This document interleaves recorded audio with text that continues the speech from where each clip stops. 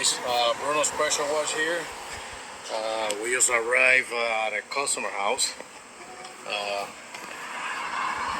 Alright, so we got vehicles running around. We got going on. This is the driveway. So we're gonna tackle these areas, the oil stains. And of course, you know, I don't know if you could appreciate it, some rust a little bit on the driveway.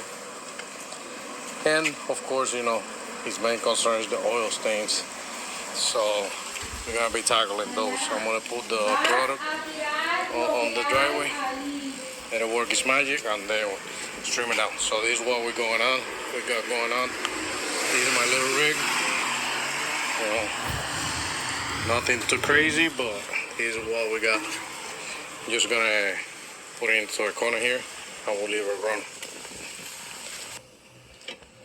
Well, I have already applied, you know, some of the product, you know, for the oil stains. And I have a pump up sprayer, but I'm using this since we're tackling small areas. I'm just using a bottle to do it. But as you could tell, there's some chemicals, so we're gonna let it work its magic, and then we'll be back.